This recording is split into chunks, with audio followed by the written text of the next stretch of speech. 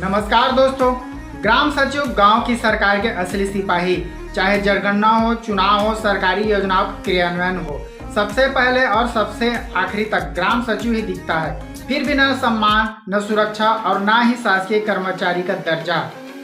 आखिर क्यों सरकार पंचायत सचिवों को शासकीय कर्मचारी घोषित करने से पीछे क्यों हट रही है?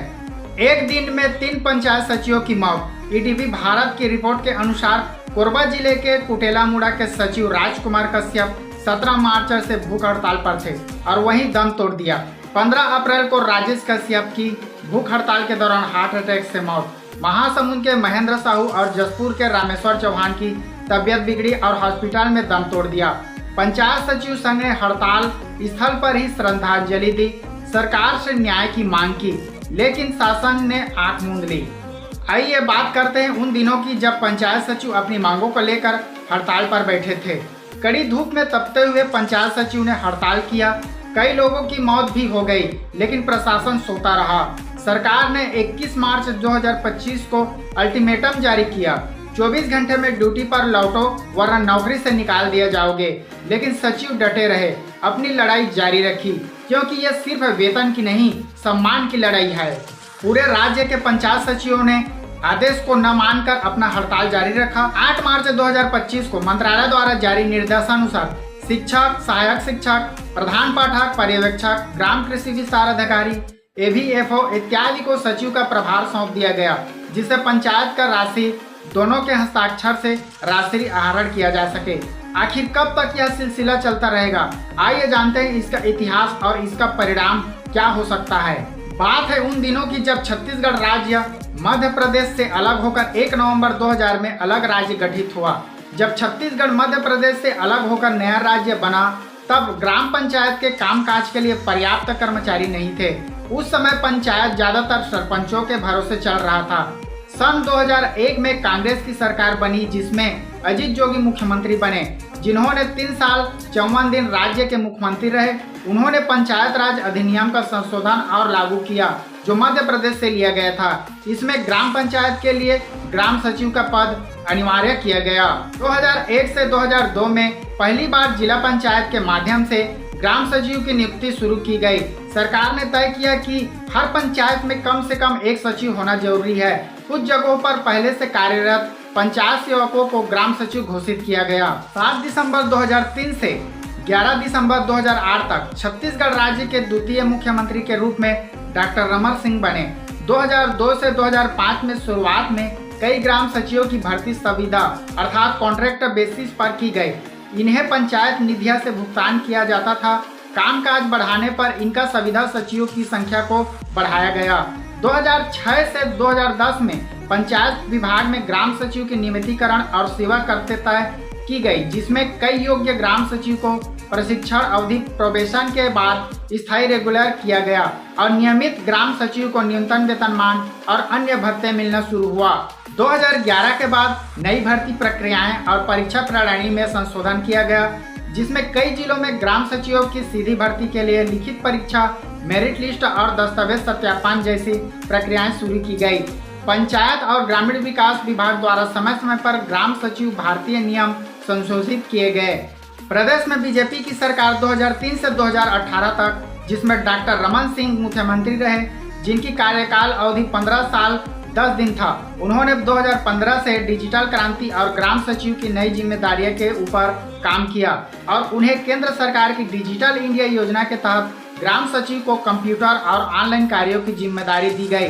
ग्राम सचिव ई ग्राम स्वराज, प्रधानमंत्री आवास योजना, मनरेगा, SBM अर्थात जिसे हम शौचालय योजना के माध्यम से जानते हैं, पोर्टल आदि पर भी ऑनलाइन काम करने के लिए जिम्मेदारी दी गई। साथ ही साथ पंचायत का लेखा जोखा भी ऑनलाइन रखने का आदेश दिया गया। 2010 के आसपास जब बीजेपी के सरकार और डॉक्टर रमन सिंह मुख्यमंत्री थे, तब ग्राम सचिव ने अपनी सेवा शर्तों में सुधार और नियमितीकरण की मांग करनी शुरू की। उसे समय मांगे बहुत धीमी चल रही थी, जिससे ज़्यादा बड़े आंदोलन नहीं हुए थे उस समय। 2015 से 2016 में जब डिजिटल इंडिया और मनरेगा जैसे बड़े कार्यक्रमों का काम ग्राम सचिव के सिर पर बढ़ा, तो सचिव ने काम के बदले उचित वेतन और पद स्थायित्व की मांग तेज की, जिलों में छोटे धरने और ज्ञापन कार्यक्रम शुरू हुए। 2018 से 2019 में चुनावी वर्ष था। भाजपा 15 साल छत्तीसगढ़ में राज कर चुकी थी। इस चुनावी वर्ष होने के कारण सचिव संगठनों ने अपनी मांगों को तेज किया। नियमित करो या पद छोड़ो जैसे नारे लगे। सरकार ने आश्वासन दिया कि नियमितीकरण पर विचार करेंगे, लेकिन कोई ठोस आदेश नहीं आया। इस चुनावी वर्ष में राज्य के बीजेपी सरकार ने फिर अपने घोषणा पत्र में वादा किया कि सभी सचिवों को रेगुलर किया जाएगा। 17 दिसंबर 2018 में माननीय भूपेश बघेल राज्य के मुख्यमंत्री बने, जो कि भारतीय राष्ट्रीय कांग्रेस के थे। इन्होंने अपने कार्यकाल में पंचायत कर्मचारी जैसे कोटवार, मितानिन, स्वास्थ्य कर्मचारी, आंगनबाड़ी कार्यकर्ता, आंगनबाड़ी सहायिका, पंचायत सचिव के वेतन में वृद्धि किए। वेतन वृद्धि होने से सभी कर्मचारी को थोड़ी राहत मिला।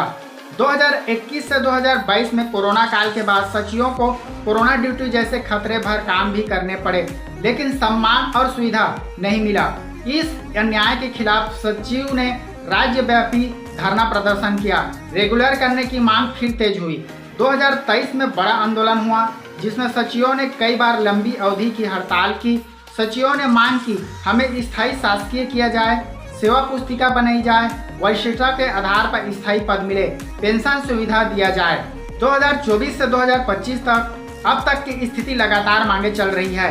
2025 में भी सचिवों ने संगठनों ने नए सिरे से अनिश्चितकालीन हड़ताल की चेतावनी दी।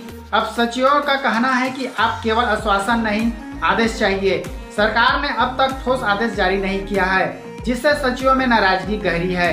ग्राम सचिव की मांगे 2010 से उठनी शुरू हुई।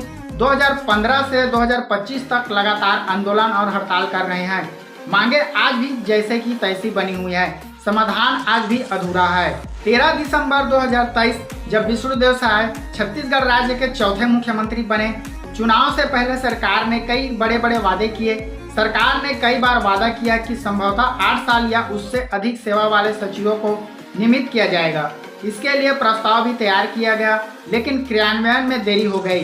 कुछ समय पहले सरकार ने संविदा ग्राम सचिव के मासिक मानदेय में वृद्धि करने का वादा किया था, लेकिन ग्राम सचिव संगठन का कहना है कि वृद्धि बहुत कम है और न्याय संगत नहीं है। सरकार ने कहा था कि जो सचिव लंबे समय से काम कर रहे हैं उनकी वरिष्ठता सूची तैयार करके पदोन्नति और नियमितीकरण का लाभ दिया जाएगा, लेकिन आज तक पंचायत सचिव की मांगे पूरी नहीं हुई है। आइए जानते हैं कि सरकार ग्राम सचिवों का शासीकरण आखिर क्यों नहीं कर रहा है। सरकार को लगता है कि अगर सभी ग्राम सचिवों को शासकीय कर्मचारी बना दिया जाए तो उन पर वेतन भत्ते, पेंशन आदि का भारी वित्तीय बोझ बढ़ेगा। छत्तीसगढ़ एक ऐसा राज्य है जहां ग्रामीण क्षेत्र बहुत बड़े हैं, इसलिए पंचायत की संख्या भी बहुत अधिक है। हजारों सचिवों के नियमितकरण से करोड़ों का सालाना खर्च बढ़ जाएगा, यह भी एक कारण हो सकता है। संविदा अर्थात कॉन्ट्रैक्ट पर कर्मचारी रखना सरकार के लिए आसान होता है, कम वेतन देना पड़ता है, जब चाहे हटा सकते हैं, और स्थायी लाभ जैसे ग्रेजुएटी पेंशन नहीं देना पड़ता है। सरकार की इसी सस्ता और नियंत्रण योग्य स्टाफ नीति चलते शासकीयकरण से बच रहा है। इसमें एक और कारण है, अगर पुराने संविदा सचिवों को सीधा रेगुलर किया जाए तो नई पीढ़ी के पढ़े लिखे बेरोजगार युवाओं के बीच असंतोष फैल सकता है। एक और राजनीतिक कारण, सरकारी चुनावी मौसम में वादे तो कर देती है, लेकिन बाद में ब्यूरोक्रेसी की सलाह पर उसे रोक देती है। शासकीयकरण से जुड़ी कोई नीति लागू करना एक राजनीतिक जोखिम भी होता है।